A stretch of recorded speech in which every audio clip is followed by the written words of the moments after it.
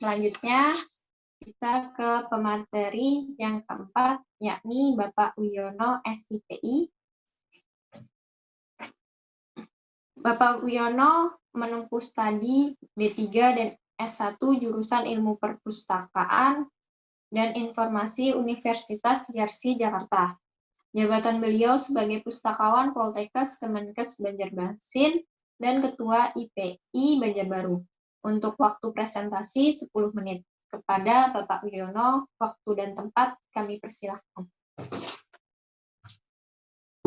Warahmatullahi wabarakatuh. Selamat siang. Siap, Sen. Yang terhormat Ibu Aja Laila Tanur Lauda, SOS MSI, Kepala Dinas Perpustakaan. Yang kedua, Bapak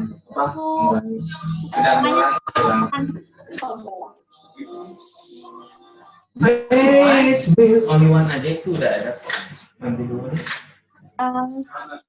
Pemateri bisa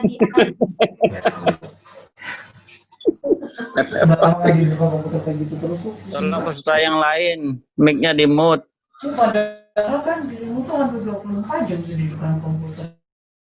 Dalam pemateri yang terakhir ini, kalau orang bilang sebagai pemateri yang pamungkas, materi orang yang udah pada ngantuk-ngantuknya, termasuk narasumbernya juga ngantuk.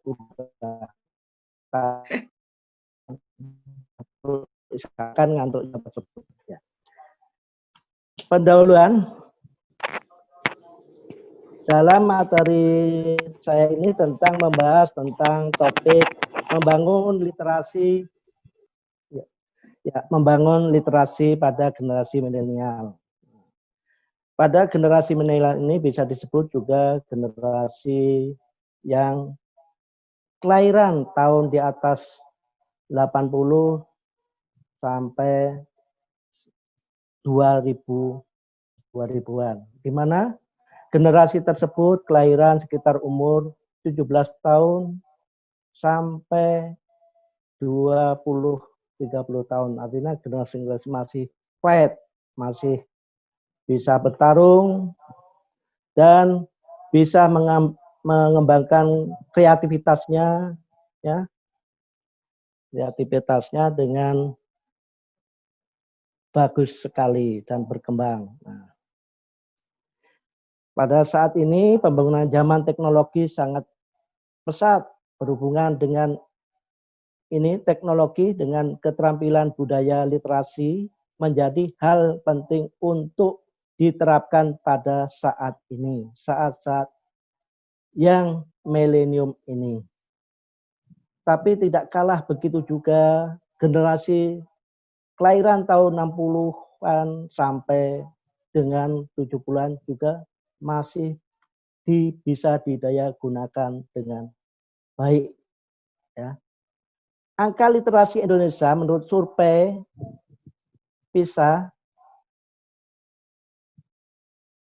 memang dalam angka yang bisa dibilang mengkhawatirkan dengan angka peringkat Indonesia 64 dari 65 negara. 64 itu udah istilahnya kalau penyakit udah kronis. Ya. Ya. Dalam penelitian yang sama juga menemukan Indonesia sebagai peringkat 57 dalam angka membaca kasat mata, dapat disimpulkan bahwa masyarakat Indonesia itu terlalu suka dengan kegiatan membaca. Nah, berarti masih ada angan-angan, artinya ada paling enggak ada kegembiraan gitulah ya. Oke. Lanjut. Literasi secara umum. Literasi diketahui sebagai seperangkat kemampuan dan keterampilan individu dalam membaca menulis, berbicara, menghitung, dan memecahkan masalah pada tingkat keahlian tertentu diperlukan dalam kehidupan sehari-hari. Seperti yang sudah diutarakan dengan Bapak Dr. Sauki sebagai narasumber kedua tadi. Beliau sudah mengatakan secara gamblang, dengan kita banyak membaca, menulis, ya, berbicara, menghitung, dan memecahkan masalah, akhirnya kita akan menerima, mendapat kemampuan skill yang kita miliki. Budaya literasi adalah kemampuan dalam memahami dan bersikap perkembangan literasi dalam kelompok, dalam atau dalam masyarakat. Halo. Halo. Lanjut. Peluang. Memudahkan akses belajar seperti pada masa pandemik sekarang ini yang lagi demam-demamnya pandemik, ya, COVID-19, baik tingkat dasar hingga perguruan tinggi, menggunakan internet sebagai media pembelajaran, menggunakan Zoom meeting, Google meeting, dan lain-lain sebagainya. Ya, sekarang baik dosen maupun mahasiswa, peserta didik sangat memanfaatkan sekali kemampuan seorang dosennya, seorang mahasiswanya, bahkan tingkat sekolah dasar juga memanfaatkan hal tersebut. Ibu guru mengajar harus pakai HP meraih Android, ya. Nah, anak didiknya juga harus menggunakan Android.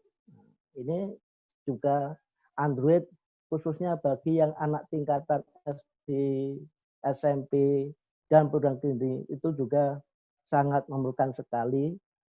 Tapi juga kemampuan seseorang tidak sama dan dia juga tidak memiliki, ya, khususnya, ya, semacam pulus atau duit lah kasarnya, ya. Oke. Era blogger perlahan bergeser menuju era website dan sosial, aplikasi yang sangat mudah diunduh dan dibuka. Ini berisi ribuan cerita karya, ratusan tulisan yang bersemangat menyajikan bahkan sampai menjadikan sebuah buku. Ini era-era yang sangat menjanjikan khususnya bagi seorang pemula-pemula, ya, anak penerus bangsa untuk giat menulis, berkarya, ya. Ini seperti contoh yang disampaikan dengan Pak Sauki tadi, dengan adanya menulis, membaca baik menulis di koran maupun di website lainnya akan nambah bermanfaat khususnya. Oke, lanjut. Tantangan. Generasi milenial seharusnya memiliki orang yang benar-benar berprestasi dalam hal mengolah yang terstruktur serta menjadikan mereka generasi yang kreatif dan inovatif. Beberapa faktor yang telah mendorong penurunan keterampilan antara lain. Pada satu tingkat kemajuan teknologi telah membuat banyak dari mereka menjadi usung seperti tulis tangan dan membaca buku. B. Akses konstan ke internet juga membuat generasi muda merasa mereka tidak perlu bagaimana mereka melakukan hal tertentu sendiri. C. Masyarakat hampir tidak lagi memegang dan membaca buku, namun lebih baik memegang tiket. Nah, ini untuk yang A ini, poin A. Pada suatu tingkatan kemajuan teknologi membuat banyak mereka menjadi usang. Artinya lagi mau membaca bukunya langsung, cukup dia membuka internet, ya, Google, Mbah Google. Jadi untuk langsung membaca buku fisiknya dia malas ogah-ogahan, ya. Nah, akses kontan ke internet, nah, generasi yang muda sekarang ya, sekarang bisa dihitung dalam satu keluarga ada 4 orang. Ibunya pegang HP, bapaknya pegang HP, anaknya, kakaknya megang HP, adiknya megang HP. Bahkan sampai komunikasi dengan keluarga kurang. Nah, itu salah satunya dengan udah tercemari oleh HP ini tadi udah jadi kurang pas ya. Masyarakat hampir tidak lagi memegang dan membaca buku, namun lebih, nah ini tadi udah terlena kasihkan megang HP. Jadi bahkan untuk yang ke baca yang istilahnya kalau kita ya Al-Quran itu ada di kitab suci Al-Quran di ayat pertama, Iqra bismi rabbika ladzi khalaq, itulah bacalah. Tapi sekarang kurang menggaung ya. Oke, lanjut. Penanggulangannya, literasi budaya harus dimulai dari dalam sistem pendidikan. Sistem pendidikan harus memperketat kursus mereka dan menawarkan kurikulum arus utama. Nah, ini pendidikan seperti yang udah digaungkan dengan Ibu dari Kepala Dinas tadi ya. Perlunya perpustakaan digaungkan, mulai perpustakaan desa ya, mulai dari yang terkecil perpustakaan desa atau kelurahan yang lebih kerennya disebutkan ya, itu perlu digaungkan, digalakkan, didirikan ya. 2, membaca sebanyak-banyaknya dan menulis demi generasi penerus kita. Kita tak perlu khawatir dunia buku, dunia membaca dan dunia menulis berhenti karena teknologi. Teknologi justru memudahkan akses, mempermudah bacaan teknologi, justru memudahkan generasi kini menulis dan membaca. Contohnya dalam seorang dosen, seorang guru mau ngajar bisa melihat juga di Mbak Google ya dan lain-lainnya. Itu contohnya dalam membuat penelitian, terus membuat makalah, bisa dilihat di Mbah Google, contoh-contoh yang sudah ada. Ya contohnya nggak usah orang lain. Saya juga pun melihat dari situ juga. Ya. Yang ketiga, perpustakaan setiap daerah menerbitkan elektronik perpustakaan, meminjam dan mengembalikan koleksi elektronik seperti perpusnas ya. Ya ini digalakkan kayak nanti ada program Senayan ya, Akasia dan lain sebagainya. Salah satu peminjaman ya, pakai program Senayan, program Linux dan lain sebagainya ini. Jadi mulai dari perpustakaan terkecil kelurahan sampai perguruan tinggi kita sudah mulai menggaungkan perpustakaan. 4. Perpustakaan memberikan program yang kreatif untuk menarik minat baca ya. Dengan adanya seperti yang disampaikan Ibu Kepala Dinas tadi ya, program baca, program gemar membaca ya, seperti yang sudah diutarakan Pak Sabto tadi juga ya, berbagai program-program yang ditawarkan oleh si pustakawannya untuk pemustaka, usernya, pemakainya ya. Oke, lanjut. Setiap orang harus lebih bijak dalam menggunakan smartphone. Penggunaannya pun harus sesuai dengan porsinya, sesuai dengan kegunaannya. Jangan perpustakaan hanya untuk melihat kalau senang di bola ya, senang dicerita tentang film-film India itu aja yang dilihat ya. Jadi harus dimanfaatkan sebaik-baiknya. 6. Kesadaran tingkat akan pentingnya literasi budaya ya.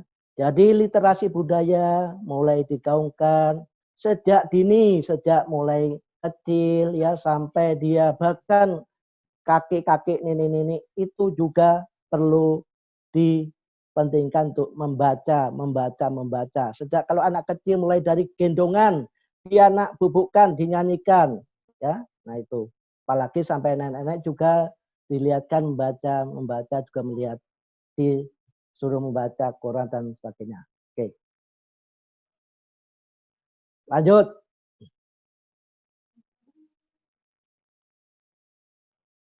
Peluang. Ini organisasi ya. Pindah. Ya, terus sekarang organisasi kita terdiri dari kita memiliki kebetulan saya sebagai ketua IPI inilah organisasi yang udah kita jalankan khususnya di Kota Banjarbaru mengadakan ya semacam seminar IPI yang pertama kali di Kota Banjarbaru waktu itu tahun 2006 yang digawangi saya sendiri sebagai narasumber dan Pak Muhammad waktu itu dari Perpustakaan Arsip Daerah Banjarmasin. Oke. Nah, inilah salah satu memberi layanan di perpustakaan, membaca literatur yang ada di perpustakaan.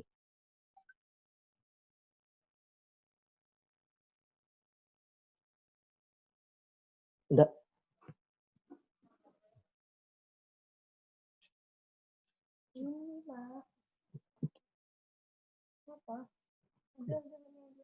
Ini belum. Oke, ya. Nah, ini salah satu SDM perpustakaan, pustakawannya juga ditingkatkan secara ilmuannya ya, mengikuti organisasi juga ya. Oke. Lanjut.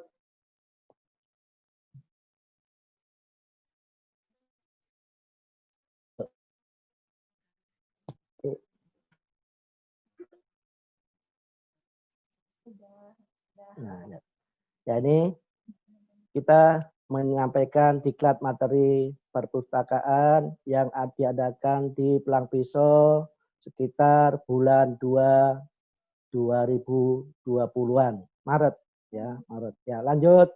Nah, kita mengikuti pelatihan workshop tentang perpustakaan dan pertemuan perpustakaan pada tingkat Kementerian Kesehatan, Pustakawan Kementerian Kesehatan, dan kita mengasih materi tentang kaitannya tentang pemberian materi tentang e-book yang baru-barusan diadakan, sosialisasi ya. Oke, lanjut. Ya udah, sosialisasi. Nah, ini udah. Ini salah satunya krunya pustakawan dan kita juga baru-barusan mengikuti memberi materi tentang PKKBM ya. MB pengenalan tentang program pengenalan studi kampus mahasiswa baru. Sekian materi dari saya. Kalau ada kesalahan, tutur kata yang kurang berkenan dan dalam menyampaikan materi terhadap kekurangannya saya mohon maaf ya. Saya akhiri. Wassalamualaikum warahmatullahi wabarakatuh. Selamat sore.